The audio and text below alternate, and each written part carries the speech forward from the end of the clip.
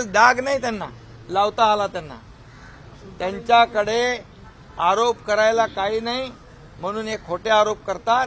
आणि ज्या ज्या वेळे 2014ला मोदीजींवर आरोप केले त्यांचं पाणीपत झालं, 2019ला आरोप केले त्यांचं पाणीपत झालं, 2024ला आता आरोप करतात. त्यांना विरोधी पक्ष नेता बनण्या एवढे तरी मिळतील की नाही मला माहित नाही. खासदार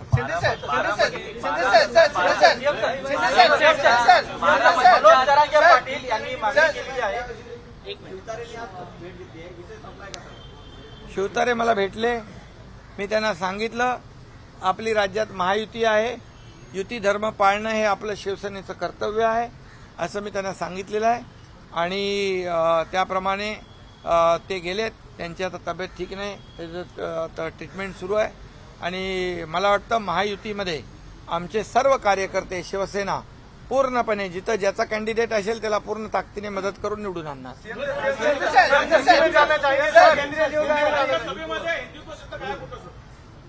अरे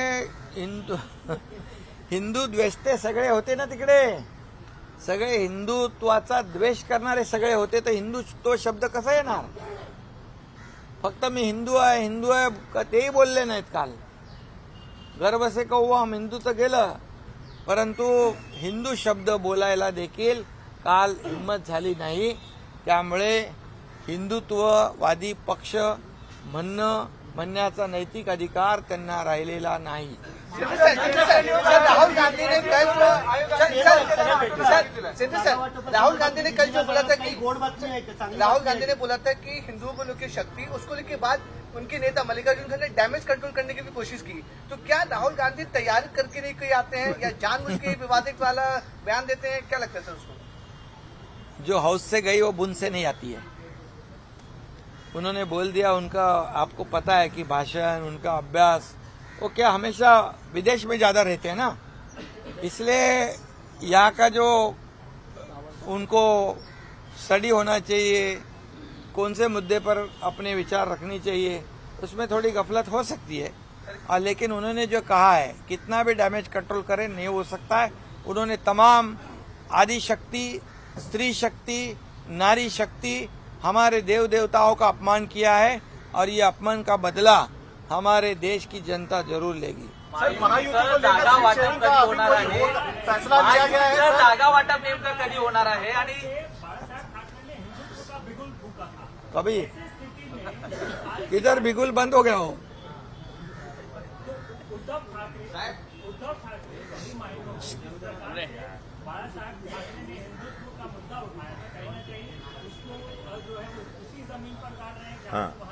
हाँ, वहीं से शिव तीर्थ पे शिवाजी पार्क से ही बाला साहब ने हिंदुत्व की गर्जना की थी.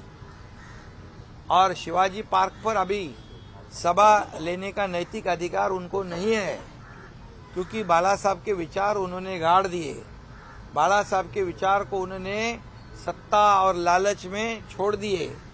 और जो बाला साहब के विरोधी विचार वाले, जो कांग्रेस, बाला साहब कहते थे अगर मेरी कांग्रेस होने लगी तो मैं मेरी दुकान बंद करूंगा. अभी उनके साथ ही ज्वाइंट वेंचर में दुकान चालू किया है इन्होंने.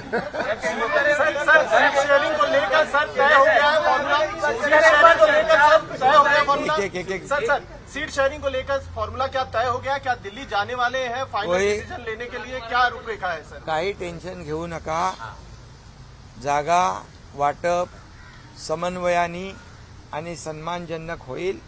महायुतीमध्ये कुठलाही विवाद नाही, काही चिंता करू नका. योग्य वेळी निर्णय होईल. आणि आपल्याला मी पुन्हा एकदा सांगतो की या राज्यामध्ये 45 पारचा आकडा या राज्यात महायुतीचा येईल.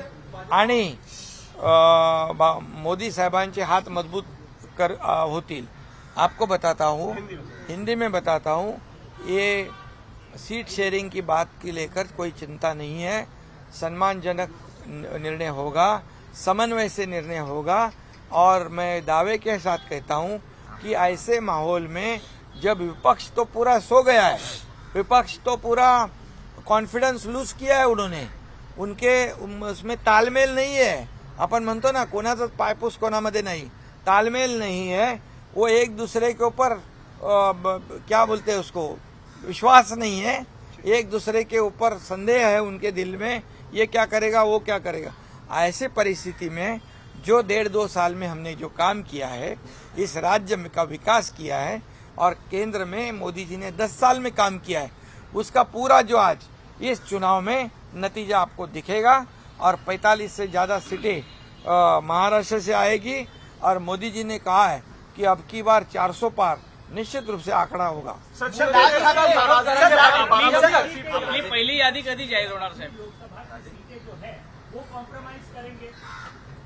नहीं, मैंने अभी कहा ना कि समन्वय और सम्मानजन, क्योंकि महायुति है हमारी और हमारे में अच्छी तरह से अंडरस्टैंडिंग है और एक दूसरे को हम लोग साथ लेकर चलने वाले लोग हैं और हमारा टारगेट यही है कि मोदी जी को फिर से बड़ी ताकत से प्रधानमंत्री बनाएंगे और निश्चित रूप से 400 का पार पूरा आंकड़ा जो है पार होगा। राज ठाकरे क्या महायुति में शामिल हो रहे हैं?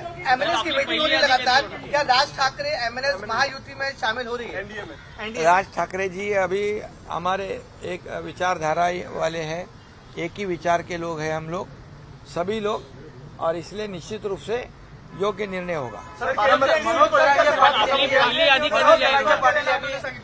आपली पहिली यादी कधी मराठा आंदोलनावरती जे राजकीय गुन्हे दाखल झाले ते मागे घेण्याची मागणी केलेली आहे, त्या संदर्भात कारवाई काय कुठपर्यंत आलेली आहे?